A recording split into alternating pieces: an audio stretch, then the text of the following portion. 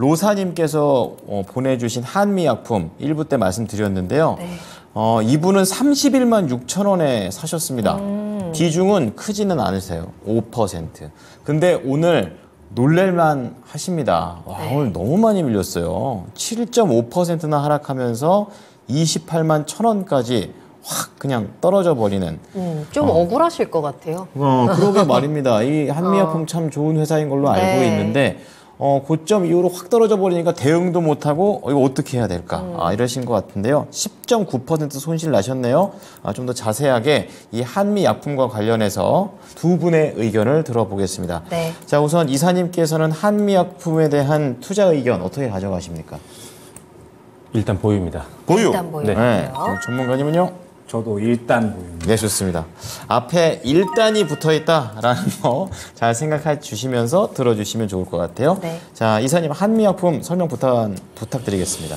네, 오늘은 사실 이 바이오주 갖고 있었던 분들은 뭐 다 비슷한 상황일 것 같아요. 특히나 이제 유럽 종양학회가 이제 20일부터 시작이 되는데 그걸로 사실 이제 임상 발표라든지 이런 일정들에 속해 있던 종목들이 사실 최근에 흐름들이 굉장히 좋았었거든요. 근데 이게 지금 너무 오늘 한 번에 다 매물들이 차익 매물이 나왔던 게 약간 충격을 줬던 것 같고요.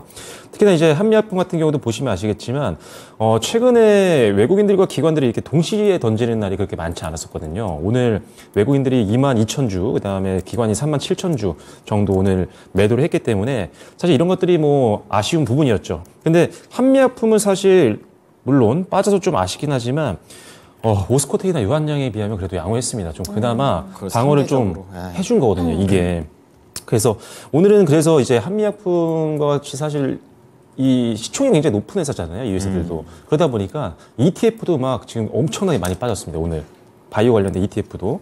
하지만 일단 단기적인 차익 매물로 끝나기를 좀 개인적으로 좀 바라고 있고, 회사의 어떤 펀더멘털 측면에서 본다면 분명히 지금의 낙폭은 최근에 매수하지 못하신 분들에게는 기회가 될 수 있는 장점은 좀 있습니다. 물론 가지고 있는 분들은 지금 굉장히 힘드시겠지만, 다만 이제 시간의 문제일 뿐 충분히 회사의 가치를 봤을 때는 올라올 수 있는 여력은 충분히 있다고 보여지고요.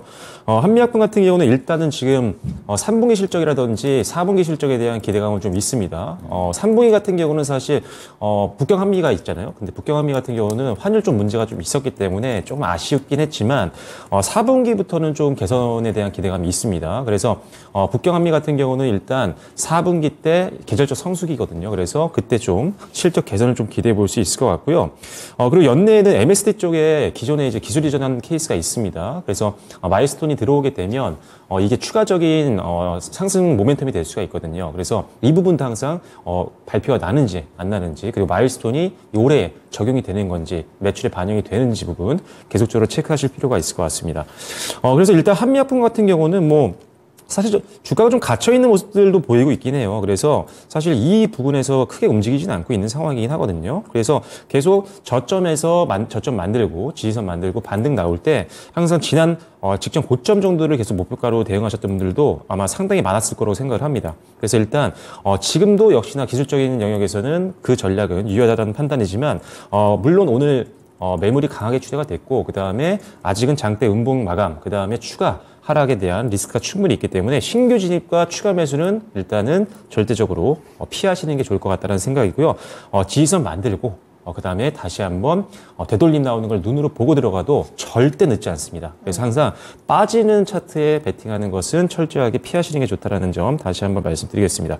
그래서 일단은 가지고 있는 분이기 때문에 지금 매수가가 31만 6천 원, 꽤 높습니다. 다만 제가 그나마 다행이라고 생각한 건 비중이 이제 5%셔가지고 그렇죠. 지금은 일단은 오늘 말씀드리는 부분들 일단은 전저점만 이탈하지 않는다라고 한다면, 올해 저점만 이탈하지 않는다라고 한다면 일단은 충분히 기회는 올 것 같습니다. 충분히. 그래서 일단은 추가 매수는 철저하게 참으세요. 지금 평단 줄인다고 해서 뭐 갑자기 회복이 빨라지는 건 아닙니다. 더 위험해질 수 있어요. 비중 많아지면. 그렇군요. 그래서 일단은 손절가는 27만 원을 잡아드릴 거고요. 어떻게 보면 지난 7월 달 저점 부근입니다. 그래서 27만 원 정도로 잡아드릴 거고, 그 다음에 목표가는 일단 1차적으로는 30만 원입니다. 30만 원이지만 역시나 이런 특별한 악재만 없었다라고 한다면, 특별히 매물 출회가 없었다라고 한다면 역시나 기존 전략과 동일합니다. 그래서 한 32만 5천 원 정도 선, 여기가 계속 전 고점이었잖아요. 박스권 상단분이었기 때문에 거기를 2차 목표가 정도로 잡으시면 딱 적절할 것 같아요. 다만 그래서 손절 라인 잘 지키시면서 여기서 지지선 만들고 반등 나올 때 바로 뭐 하루 반등 나온다고 매수하시는 게 아니라, 추가 매수하시는 게 아니라 조금 더 2, 3거리를 지켜보시고, 외국인들 기관들 오늘 팔기 시작했는데 순매수 전환도 나오는지 좀 체크하시면서 그럴 때 좀 거래량도 보시고 추가 매수하셔서 평단 절반으로 낮추시고, 그러면 이제 30만 원 정도만 가도 거의 손실이 아니시란 말이죠. 수익권이죠. 그래서 1차 목표가와 2차 목표가를 활용하시면 될 것 같습니다. 네. 자, 좋은 회사니까 회복될 거다. 근데 중요한 건 이제 여유로운 접근이 필요해서 막 이렇게 같이 변동되는 거에 같이 흔들리지는 마르시자. 이렇게 좀 얘기를 해 주셨습니다. 네. 자, 우리 김영일 전문가께서도 일단 보유다. 이렇게 똑같은 의견을 내셨는데요. 좀 자세한 근거 들어보겠습니다. 한미약품 같은 경우에는 또 저도 오늘 굉장히 질문을 많이 받았는데 저 같은 경우는 이제 매수를 해도 될까? 그러니까 워낙에 이 종목을 좀 좋게 보시는 분들이 많으셔가지고 그러네요. 예. 매수를 해도 되는지를 굉장히 좀 많이 질문을 주시더라고요. 근데 지금은 불이 아직 안 꺼진 상황이거든요. 아까 말씀드렸듯이 유한양행 쪽에서 이번에 이제 렉라자 임상을 진행을 했는데 이제 항암제 효능 평가 중에 효능을 평가하는 데 있어서 주요 지표 중에 하나가 MPFS라고 있어요. 요게 이제 질병이 있는 환자가 더 이상 이제 악화되지 않고 이제 평가할 수 있는 시간, 이렇게 보시면 될 것 같아요.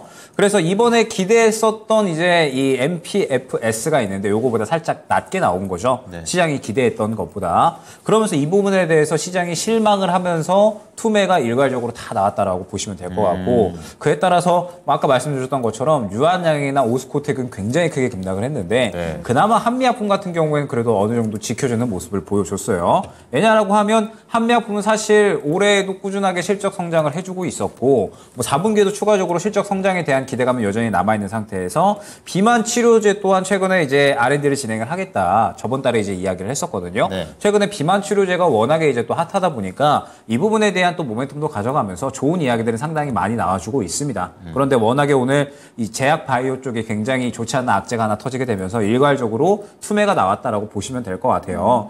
그러면 사실 손절을 할 만한 단가는 이미 지나갔다라고 생각을 합니다. 30만 원 정도가 이제 손절을 처음으로 좀 시도를 할 수 있었던 그러한 단가였던 것 같은데, 요 구간을 이탈을 했음에도 불구하고 아직 정리를 못 하셨으니까 그렇다면 저는 한번 추가 매수를 노리시는 게 좋을 것 같은데, 마찬가지로 저도 지금은 추가 매수를 할 만한 구간이 절대 아니다라고 생각을 합니다. 불이 아직 안 꺼졌다라고 말씀을 드렸잖아요. 불이 꺼지고 다시 한번 이제 그 자리에 또 나무가 자라날 때까지 이 씨앗을 다시 한번 심을 만한 시기를 기다려야 되는 거거든요. 그렇군요. 그러면 지금 현재 상황은 어느 정도 바닥이 확인될 때까지는 기다려줘야 된다라는 겁니다. 그런데 이제 한미약품 같은 경우에는 굉장히 또 재미있는 특성이 있는 게, 항상 바닥을 잡아주면 이 구간을 크게 이탈을 하지 않는 선에서 잡아주고서 주가를 또 돌려주는 움직임이 주로 나오거든요. 즉 한미약품 같은 경우에는 26만 원 정도까지는 저는 어느 정도 지켜볼 만한 매력도는 충분히 있다라고 생각을 합니다. 그렇기 때문에 일단 지금 현재 상황에서 이제 한미약품 같은 경우에는 저는 26만 원 정도까지는 그래도 지켜볼 만하지 않을까.